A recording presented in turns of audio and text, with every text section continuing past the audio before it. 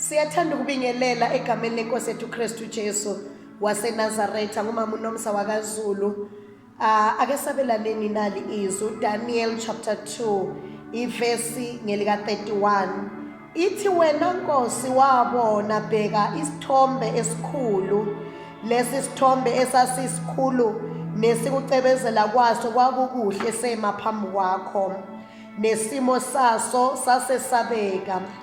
Lesi sithombe ke ikhanda laso liyigolide elihle, isifuba saso nezingalo zaso kuyisiliva, isisu saso namathanga aso kuyithusi, imilenze yaso iyinsimbi, izinyawo zaso ingxenye yinsimbi ingxenye yibumba. Wawusubona ukuthi kwaqheshulwa itshe kungengezandla lashaya isithombe ezinyaweni zaso eziyinsimbi nebumba lasichoboza. Kwase kuchobozwa kanye insimbi nebumba nethusi nesiliva negolide kwaba ngamakhoba ezibuya zasehlobo, kwasuswa ngumoya akutholelwanga ndawo. Itshe elasishaya isithombe laba yintaba enkulu. Haleluya. Siyambonga uNkulunkulu bathandekayo ukuthi la izwi lenkosi yinkosi uNebukadnezari eBhabhiloni eBhabheli kuNkulunkulu wabo uBhali. Kuke kwabonakala umhlolo ngelinye lamalanga egameni lenkosi yethu Kristu Jesu. Inkosi uBhali yaphupha izinto uNebukadneza, kanti kunendoda lapha yakuleya ndawo enomoya kaNkulunkulu. Kwasho ukuthi iyona ephethe isambulo, ephethe imfihlakalo.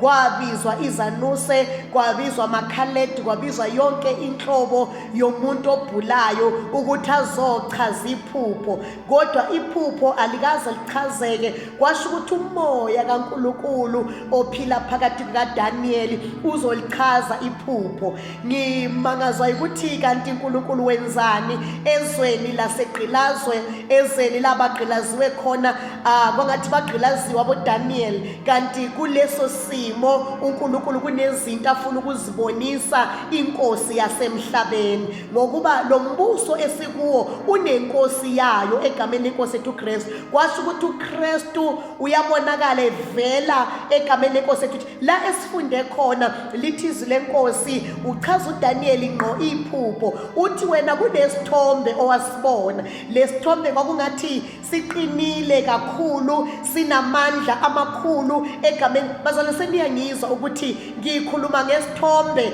lesi esimile esibhekane naso, kwangathi siqinile sinamandla sithobisa wonke umhlaba. Kodwa bazalwane, kunenkosi yalombuso egameni lenkosi yethu Jesu. Uthi uDaniel lesithombe mangisibuka ikhanda laso ngathi siyigolide, amathanga aso ngathi ithusi, imilenze yaso ngathi iyinsimbi. Kodwa mamela kukho konke lesi sithombe lithi izwi lenkosi izinyawo zaso ingxenye yinsimbi ingxenye ubumba. Bazalwane, egameni lika Jesu, haleluya, akunokwenzeka.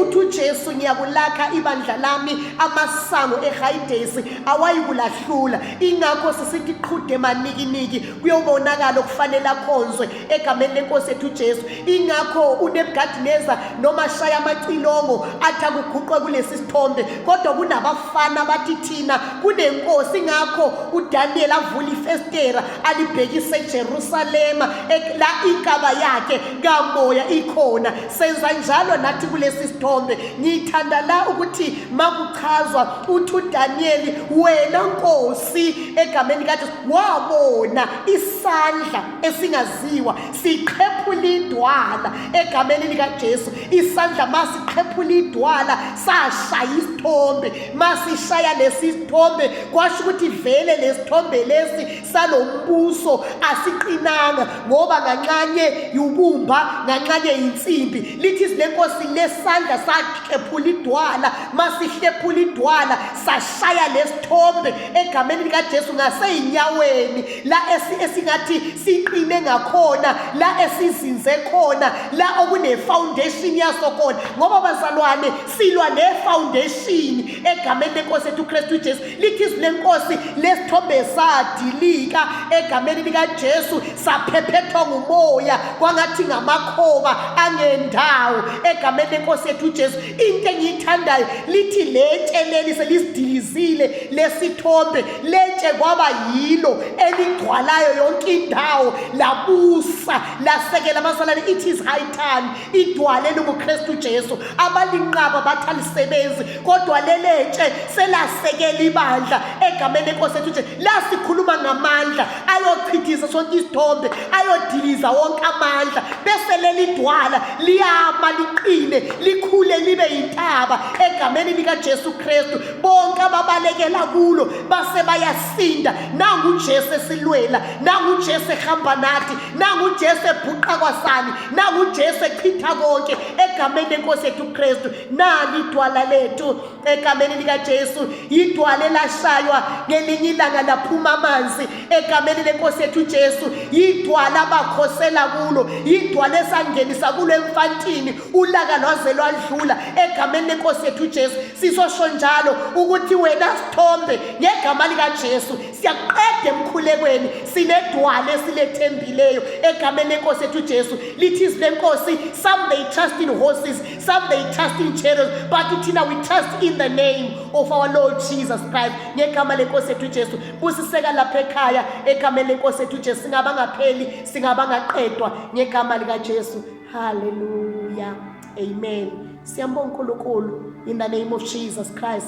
Sigcwalisa ngamandla sifuna lolo hlobo ngegama likaJesu insali nakulezi insuku in Jesus name, amen.